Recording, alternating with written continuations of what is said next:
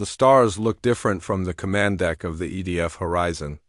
Commander Day 1 stood with his hands behind his back, watching the distant glow of alien ships patrolling the border. He was 68 years old and had spent 45 of those years in service to Earth. His hair had gone gray a decade ago, but his mind remained sharp as ever. "Commander, incoming transmission from Earth Command," Captain Hannah said from her station. She was younger, only 42, but she had the same tired look in her eyes that all Earth Defense Force officers carried these days. The look of people fighting with one hand tied behind their backs. Day 1 nodded and walked to the communication console. The face that appeared on screen was Admiral Park, his superior officer and old friend. But Park did not look happy.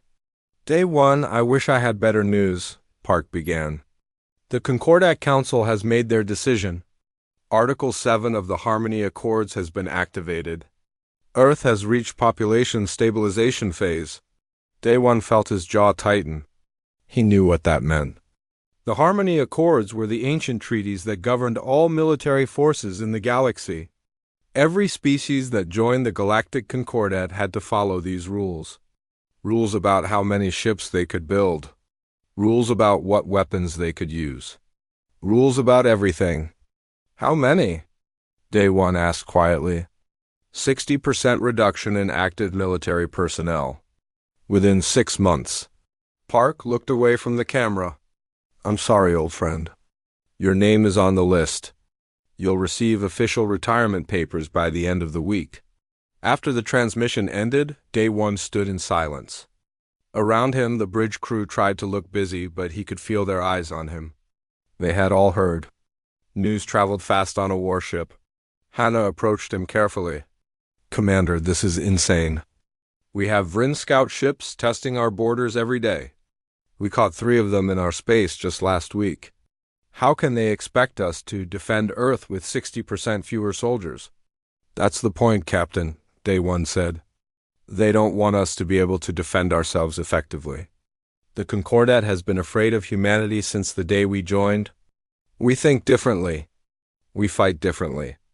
They'd been looking for an excuse to clip our wings." He was right, and they both knew it. Earth had joined the Galactic Concordat 300 years ago, and from the beginning, other species found humans disturbing. Humans were too unpredictable in battle, too creative with tactics, too willing to take risks that made sense but violated the careful, orderly way the Concordat preferred to wage war. The Vryn Empire in particular had been pushing for human military reduction for decades. The Vryn were an insectoid species that controlled 40% of known space. They had numbers, they had resources, and they had patience. What they did not have was the ability to think like humans. In the few skirmishes between Earth forces and Vryn forces, the humans had won every time. Not because they had better weapons or more ships, but because they fought smart. And the Vryn hated that.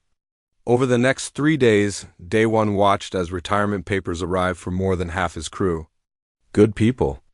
Experienced warriors. All being sent home because some alien bureaucrats decided Earth was too dangerous to have a real military. Lieutenant Sung Ho, the ship's demolitions expert, was on the list. He was 61 and had been blowing things up for Earth since he was 18. Chief Engineer Mi Young, who could fix any ship system with whatever material she had available, was being retired at 47. Even Young Jun, the best pilot on the horizon at only 39, was being forced out because he had too much aggressive combat experience. On the 5th day, Day 1's official papers arrived. He read them in his quarters alone. The document was long and filled with official language, but the meaning was simple. "Thank you for your service. Go home, we don't need you anymore." That same day, 3 human colony worlds reported Vryn ships entering their space without permission. The Concordat Council said they would investigate the matter. Earth Command could do nothing but file formal protests. The Harmony Accords required approval from the Council before any military action could be taken, and approval took weeks or months. Hannah found Day 1 in the observation deck that evening. "They're already starting," she said, not needing to explain who they were. "The Vryn know we're being forced to demobilize. They're testing us. They're doing more than testing, Day One replied. They're positioning. 6 months from now, Earth's military will be a fraction of what it is today. And the Vryn will have fleets ready to move into every weak point. Then we fight now. Before the retirements take effect. We can't. The Accords prevent preemptive action. We can only respond to direct attacks and only with Council approval. Day One turned to look at her. They've built the perfect trap, Captain. They force us to disarm, then they'll attack when we're weakest, and by the time the Concordat approves a response, it will be too late. Hannah slammed her fist against the window. So we just let it happen. 45 years of service and you're supposed to go home and grow vegetables while the Vryn take everything we've built? Day One was quiet for a long moment. Then he smiled just a little. That's what the Concordat thinks retirement means. Go home, be peaceful, stop fighting. He turned to face her fully. But they're aliens, Captain. They don't really understand what human retirement means. What do you mean? I mean that in 6 months I won't be Commander Day One of the Earth Defense Force anymore. I'll just be Day One, private citizen. And private citizens aren't bound by the Harmony Accords. His smile grew wider. The Accords regulate military forces. They say nothing about what retired soldiers can do. Hannah stared at him, and slowly understanding began to dawn in her eyes. Private citizens can't own warships or... Private citizens can own whatever they want. They can form companies. Security companies. Consulting firms. Training academies. Day One looked back out at the stars. The Concordat wanted to chain Earth's military. But they're about to learn something important about humanity. When you force our soldiers to retire, you don't make them peaceful. You just take away the rules they were following. 2 months later, Day One left the EDF horizon for the last time. He packed his belongings in a simple bag and took a shuttle to Earth. At the spaceport, he saw hundreds of other soldiers doing the same. All of them had the same look on their faces, anger, frustration, but also something else. Something the Concordat would not recognize until it was too late. Hope, because unlike the aliens, humans knew what retirement really meant. It meant freedom. 6 months had passed since the Concordat Council activated. Article 7, Earth's military had shrunk exactly as ordered. Thousands of ships sat in orbital graveyards, their weapons removed and their crews sent home. The massive training facilities that once produced Earth's finest warriors now stood empty. On paper, humanity had been neutered. The Vryn High Magistrate Quillix watched the reports with satisfaction. His compound eyes reflected the glow of multiple data screens showing Earth's military reduction. Every number confirmed what he had worked decades to achieve. The dangerous humans were no longer a threat. The final personnel transfers completed this morning, his aide reported. Earth Defense Force is now at 40% of its previous strength. All combat experienced officers above grade 7 have been retired. Excellent! Quillix clicked his mandibles together, the Vryn equivalent of a smile. Begin Phase 2. I want our fleets moving into the disputed sectors within the week. The humans will protest to the Council, of course, but by the time those fools finish debating, we will have established permanent control. On Earth. Ambassador Jisoo sat in her office reviewing the same reports. She was in her 50s, with gray starting to show in her black hair. She had spent 20 years navigating the impossible politics of the Concordat Council, always trying to protect Earth's interests while following alien rules that made no sense. Her assistant entered with another stack of formal protests from human colonies. 3 more incidents today, Ambassador. Vryn ships in our space. No permission. No explanation, just ... She signed the documents with practiced efficiency. File them with the Council. They'll schedule a hearing in about 6 weeks, debate for another month, then issue a statement saying everyone should be more careful. She did not bother hiding her bitterness. By then, the Vryn will have accomplished whatever they wanted. There has to be something we can do. There is nothing. The Harmony Accords are clear. We cannot take military action without Council approval. and the council will not approve anything that might upset the Vrin. Jisoo stood and walked to her window, looking out over the city. We agreed to these chains when we joined the Concordat. Now we live with them. But while Jisoo dealt with useless paperwork, something else was happening across Earth and its colonies. Something the Concordat was not paying attention to. Director Taemin of the Department of Veteran Affairs was a man who understood systems. At 60, he had spent his entire adult life studying how organizations worked, finding their weaknesses and exploiting them. And he had found a very interesting weakness in the Concordat system. He sat in his office with Colonel Yuna, one of the first wave of retirees. Yuna was 55, small and thin, but everyone who had served with her knew she was one of the most dangerous people Earth had ever produced. She had run special forces operations that the Concordat would have called war crimes if they had known about them. I don't understand why you asked me here, Yuna said. I'm retired. Not my problem anymore. That's exactly why I asked you here. Taemin slid a document across his desk. This is a contract. A private security company needs consultants with your experience. Yuna picked up the document and read it. Then she read it again. Then she looked up at Taemin with narrowed eyes. This is a combat contract. No, it's a security consulting contract. Completely different. It describes combat operations. It describes potential scenarios that security consultants might need to prepare for. Taemin leaned forward. Colonel, let me ask you something. What does the Harmony Accords Article 12 say about military operations? All military operations by Concordat member states must receive council approval before. She stopped. Member states. Military operations. Correct. The accords govern what militaries can do. They say nothing about what private citizens can do. They say nothing about private security companies or consulting firms or training academies run by civilians. Yuna set the document down slowly. You're talking about a loophole. I'm talking about the literal reading of the law. The Concordat forced us to retire our military personnel. Fine, we did that. But those people are still alive. They're still capable. And as private citizens, they can do whatever they want. The Council would never allow. The Council has no jurisdiction over civilian commerce. That's actually written into the Concordat Charter. They cannot interfere with private citizens conducting legal business. Taemin smiled. And providing security services is completely legal. Over the next 3 months, similar conversations happened all across human space.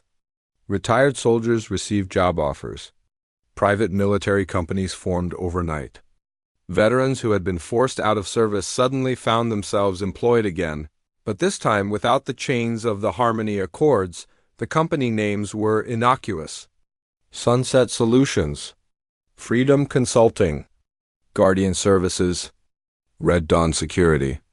But the people staffing them were Earth's most experienced warriors, and they were not bound by treaty restrictions anymore. Day One received his contract at his home in the countryside.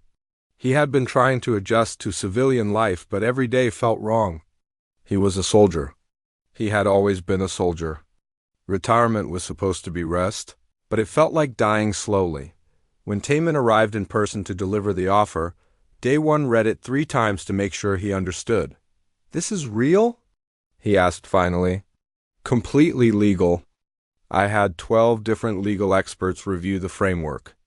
The Concordat has no authority to stop this. They'll try anyway. Let them try. We'll bury them in their own laws. Taemin sat back. Commander, you spent 45 years following rules that were designed to keep Earth weak. Rules about what weapons you could use. Rules about what tactics were acceptable. Rules about when you could fight back. How many times did you watch our people die because you had to wait for council approval? Day One did not answer, but his hands tightened into fists. I'm offering you something the Concordat thought impossible, Taemin continued. A chance to fight without their chains. No more rules about approved weapons. No more waiting for permission. No more fighting with one hand tied behind your back. Just you and your people doing what you do best. And when the Vrin attack, because they will, then you stop them. Not as Commander Day 1 of the Earth Defense Force, as Day 1, private security consultant. And if you need to use tactics that would violate 17 different Concordat military protocols, well, you're not military anymore, are you? Day 1 signed the contract that evening. Within a week, he had contacted every member of his old crew. Within 2 weeks, Sunset Solutions had 200 employees. All of them veterans. All of them ready, and they were not the only ones. Across human space, thousands of retired soldiers were signing similar contracts. The Concordat had forced Earth to disarm, but they had made a critical mistake. They assumed humans would accept defeat peacefully on a distant colony world called New Haven. Vrin shock troops landed without warning. They moved through the streets, destroying infrastructure and killing anyone who resisted. The colony had no military protection anymore. The nearest Earth Defense Force ship was weeks away. Even if they could respond, they would need council approval first. The colony administrator sent desperate messages to Earth, knowing help would come too late. The Vrin had calculated perfectly. By the time Earth could do anything through official channels, New Haven would be Vrin territory, but the administrator received an unexpected response. Not from Earth Command. From a company called Sunset Solutions. We've been hired to provide security consulting for New Haven Colony. Our team will arrive in 48 hours. Hold on, the Vrin did not know who Sunset Solutions was. They did not know about the loophole in Concordat law. They did not know that Earth's retired warriors were no longer bound by treaty restrictions. They were about to learn. The transport ships that arrived at New Haven did not look military. They were registered as civilian cargo vessels owned by various private companies. But the 200 people who disembarked were anything but civilians in spirit. They were Earth's finest warriors. Now freed from the chains that had held them back for 3 centuries, Yuna stepped off the first transport and immediately began assessing the situation. The colony administrator met her at the landing pad, his face showing the strain of the past 3 days under Vrin occupation. "Thank God you're here," he said. "They've taken the northern district. At least 40 Vrin soldiers, maybe more. They've set up some kind of command post in the Civic Center. We've had 17 casualties so far."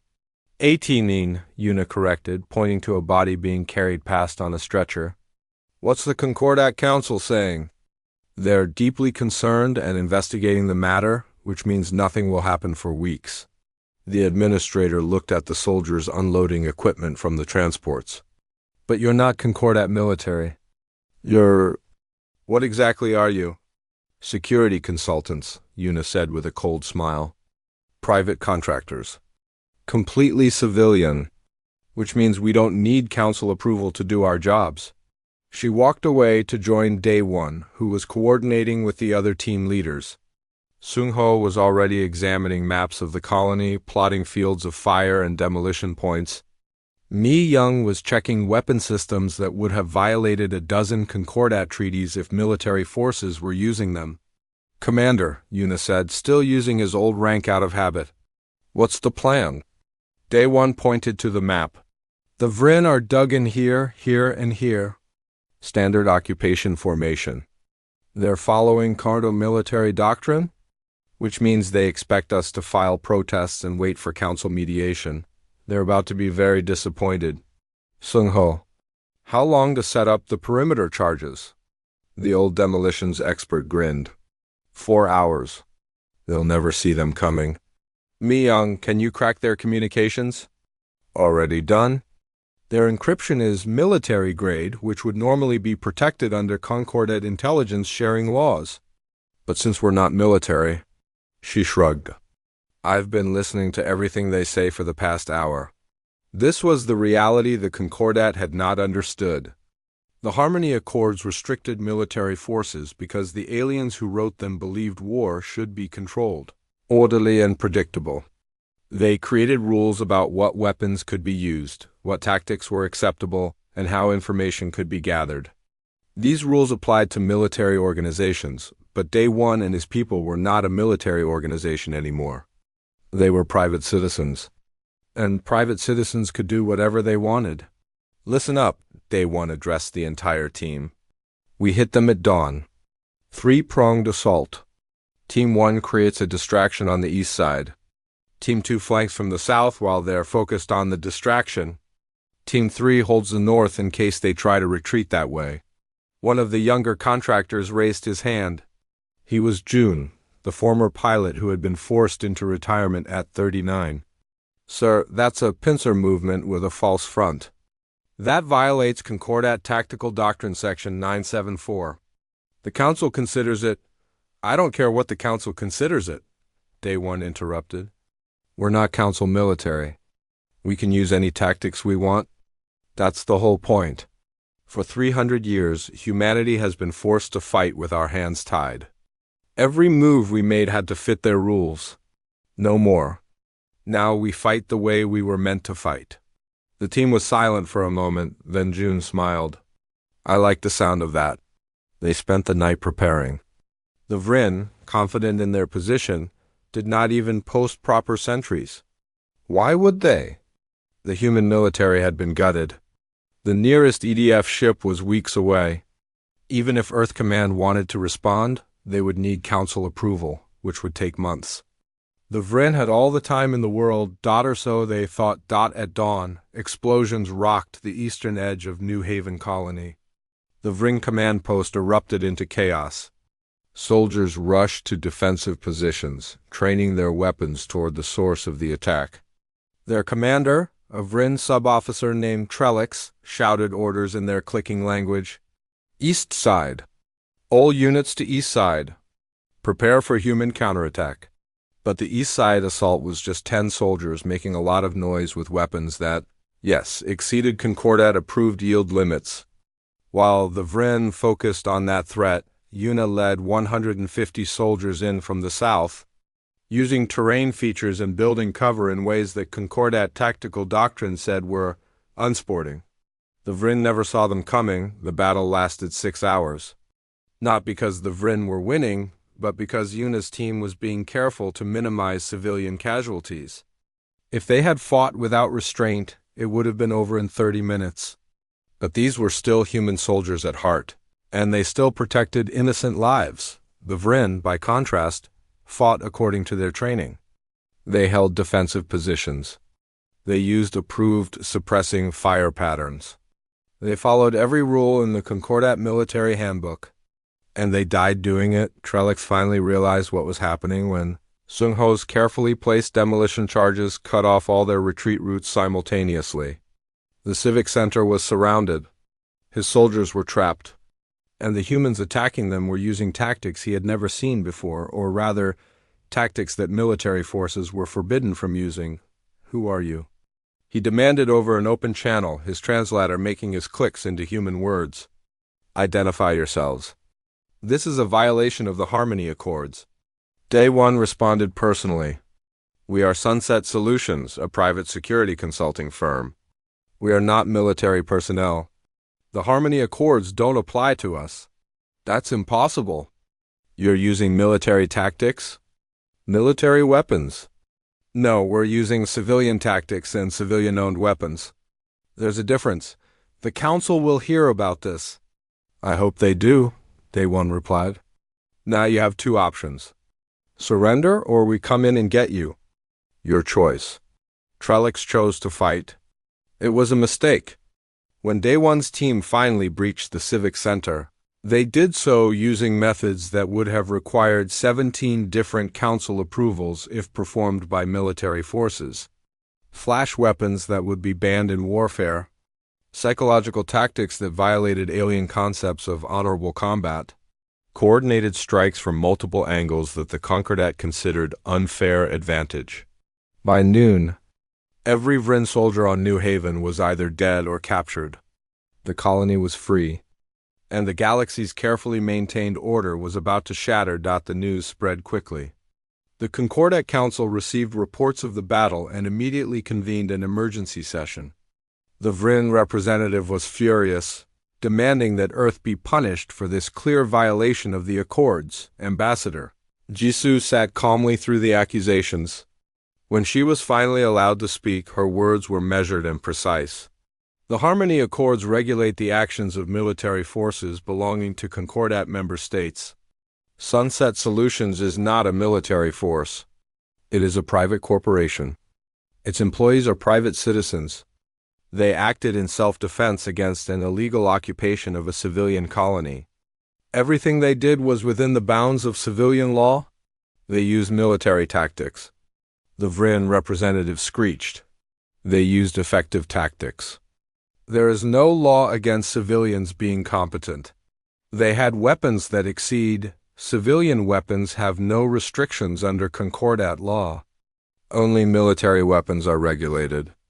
These were private citizens protecting themselves with privately owned equipment. The council chamber erupted into argument. Some species understood immediately what had happened and were horrified. Others were confused. A few were quietly impressed. The council chairman, an elderly alien from a species that valued order above all else, finally called for silence. Ambassador Jusu, surely you understand the spirit of the Accords. Your people are exploiting a technicality. With respect, Chairman, we are following the letter of the law. You demanded Earth reduce our military by 60%. We complied. You never said anything about what those retired personnel could do afterward. She stood. You wanted to chain humanity? You succeeded. But you chained the wrong thing. You chained our military and thought that meant you chained our warriors. You were wrong. Back on New Haven, Day One stood among his team, watching the Vryn prisoners being loaded onto transport ships. They would be returned to their government with a message. Human space was defended. Hannah approached him. She had joined Sunset Solutions 3 months into her retirement, unable to stay away. Commander, we're getting calls from 6 other colonies. They all want to hire us. Then we'll need more people. Already done. Word is spreading among the retired community. We've got applications from 3,000 veterans just today. Day One smiled. The Concordat wanted humanity to be weak. Instead, they had created something far more dangerous than a regulated military. They had created an army with no rules, no chains, and no mercy for those who threatened Earth. The galaxy was about to learn what happened when you freed Earth's warriors instead of defeating them. High Magistrate Quillix stared at the reports coming from New Haven and felt something he had not experienced in decades. Fear. His people had sent 40 of their finest soldiers to occupy that colony. It should have been simple. The humans had no military protection anymore. No way to respond quickly. No council approval to act, but somehow humans had appeared anyway. Not military. Private soldiers. And they had destroyed his forces in 6 hours. This is unacceptable, Quillix clicked to his war council. The humans are violating the spirit of the Accords. His chief advisor, an older Vryn who had studied humans for years, was less certain. Magistrate, I reviewed the Concordat Charter. The humans are correct. Private citizens acting in self-defense are not covered by military restrictions. Technically, they have broken no laws. Then the laws are flawed. Quillix's mandibles snapped together. We cannot allow this to continue. If we show weakness now, the humans will think they can challenge us anywhere. What do you propose? Quillix thought for a long moment, his compound eyes reflecting the strategic displays. We escalate. Send a real fleet? Not occupation forces, a battle fleet. Let's see how these private contractors handle actual military power. The Concordat cannot object to us defending our borders. It was a gamble, a dangerous one. But Quillix had spent too long working to limit human power. He would not let it slip away now. 3 weeks later, a Vryn battle fleet entered human space. 40 warships, including 3 dreadnoughts. It was a massive show of force, far beyond anything needed for border defense. The Vryn claimed they were conducting security operations in disputed territory. The Concordat Council demanded both sides show restraint. The Earth Defense Force, still bound by the Accords, could do nothing but file protests. On paper, humanity was helpless, but Day One was not helpless. And neither were the thousands of other veterans who had joined the growing network of private military companies. He sat in a command center that did not officially exist, watching the Vryn fleet movements on screens that were definitely not military-grade sensors.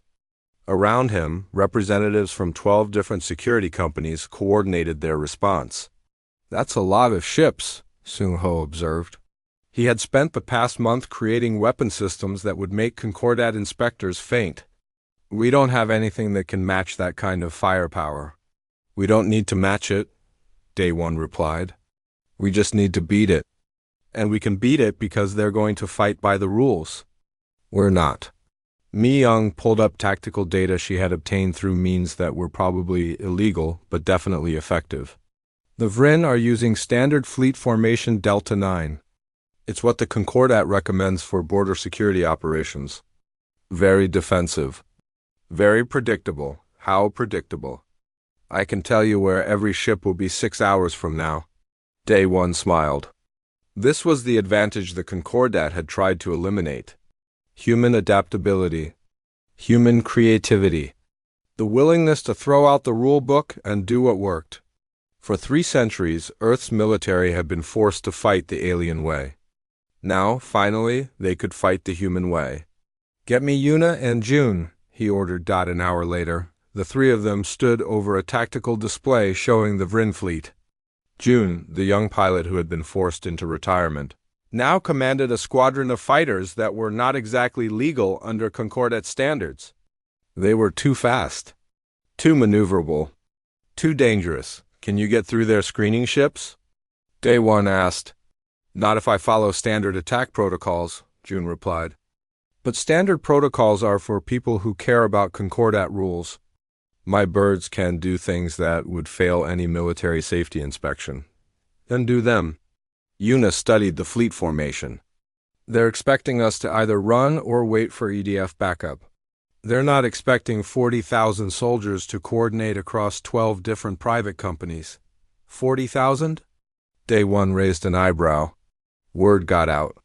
"Every retired soldier within 3 months' travel is heading here. They all want a piece of this." Yuna grinned. "The Vryn wanted to show us what real military power looks like. We're about to show them what real warriors look like." The battle plan was insane by Concordat standards. It involved simultaneous attacks from multiple vectors using tactics that military forces were forbidden from employing. It required coordination between independent companies that had no official command structure. It meant using weapons and strategies that violated so many Concordat calls that counting them would take hours. It was perfect. The attack began at midnight. Ship time. June's fighter squadron came in from an angle that Concordat military doctrine said was tactically unsound, which meant the Vryn were not watching that direction carefully. The fighters used their illegal speed to close before the Vryn sensors even registered them as threats. When they fired, they used missiles that exceeded approved yield limits. The Vryn screening ships exploded in brilliant flashes. Alarms blared across the enemy fleet. While they were reacting to that, Sung-ho's surprise arrived. He had spent weeks building mines that could be deployed in deep space and remain hidden until activated. Concordat military forces were not allowed to use such weapons. They were considered underhanded. But Sung-ho was not in the military anymore. 6 Vryn warships hit his mines and went dark. Not destroyed, but crippled. Easy targets. Then came the main assault. 40,000 soldiers across hundreds of ships, all converging on the Vryn fleet from different directions. They did not come in formation. They did not use standard attack patterns. They came in like a swarm, adapting in real time to Vryn responses, exploiting every weakness, ignoring every rule about proper combat. The Vryn tried to respond using their training. They formed defensive positions. They coordinated fire zones. They followed every procedure in the Concordat military handbook. But their handbook was designed for fighting against other forces that followed the same rules. Humans did not follow those rules anymore. Quillix watched his fleet being torn apart and could not understand what was happening. These were not military forces.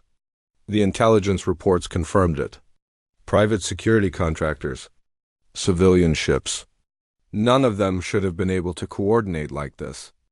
None of them should have weapons like these. How is this possible? He screeched at his tactical officer. They're using forbidden tactics, Magistrate? Flanking maneuvers that violate Protocol 713. Weapons that exceed approved yields.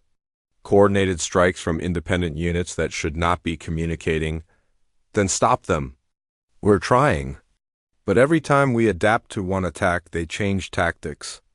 They're not following any doctrine we recognize. That was the problem. The Vryn, like all Concordat species, had been trained to fight according to established rules. When those rules did not apply, they were lost. Humans had spent 3 centuries learning those rules and hating them. Now they were free to fight the way they had always wanted to. The battle lasted 14 hours. At the end, 22 Vryn ships were destroyed or disabled. The rest retreated. The human casualties were surprisingly light: 700 wounded, 43 dead. Considering they had faced a fleet 3 times their size, it was a miracle, but it was not a miracle. It was just humans doing what humans did best, adapting, improvising, and winning against impossible odds. In the Concordat Council chamber, chaos reigned. The Vryn demanded sanctions against Earth. Other species demanded explanations. A few quietly began reconsidering their own military limitations. Admiral Kovacs, a Concordat military overseer, arrived at Earth to investigate. He was from a species that valued order and protocol above all else. The idea that private citizens could defeat a military fleet horrified him on a fundamental level. Ambassador Jisoo met him with perfect calm. Admiral, how can we help you? You can start by explaining how civilians destroyed a Concordat member's fleet. They didn't destroy it. They defended themselves against an illegal invasion force. The Vryn entered human space without permission. Private citizens had every right to defend their homes. With military-grade weapons and tactics. With civilian-owned equipment and effective tactics. There is a difference. Kovacs slammed his appendage on the table. You are making a mockery of the Harmony Accords. No, Admiral. We are following them precisely. You wanted Earth to reduce our military. We did. You never said our people could not defend themselves.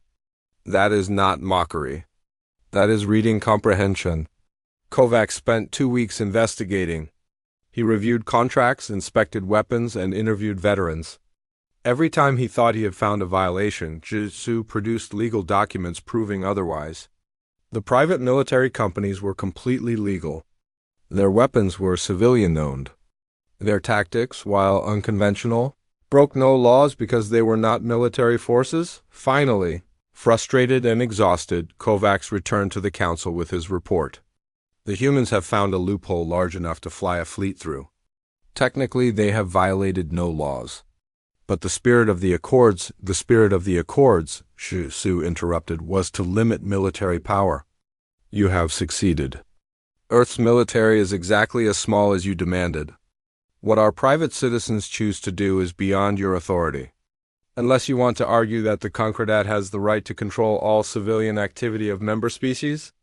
The council chamber went silent. The emergency session of the Concordat Council lasted 3 days. Representatives from 57 species argued, debated, and threatened each other while the galaxy watched. At the center of it all was a simple question. What do you do when someone follows your laws perfectly, but defeats their entire purpose? The Vryn representative spoke first, his translated clicks full of anger. The humans have made a mockery of the Harmony Accords. Their so-called private contractors destroyed a military fleet. This cannot stand. Your military fleet entered their space without permission, a representative from the Kalish Federation countered. They defended themselves, with weapons that should not exist, with tactics that are forbidden. Forbidden for military forces, Ambassador Jisoo said calmly. Not for civilians. The distinction matters. The Vryn representative turned to face her. You know this is wrong. You are hiding military forces under civilian labels. We are not hiding anything. Every company is properly registered. Every weapon is privately owned. Every employee is a civilian. If you have evidence otherwise, present it. Admiral Kovacs spent 2 weeks investigating and found nothing. Kovacs shifted uncomfortably in his seat. That is correct. Technically, Earth has broken no laws. However, the council chairman interrupted, the situation is clearly unsustainable. The Harmony Accords were designed to prevent exactly this kind of military conflict. Then the Accords are badly designed, Susu replied. You cannot force a species to disarm and then complain when they defend themselves using other means. You wanted Earth's military reduced. We complied.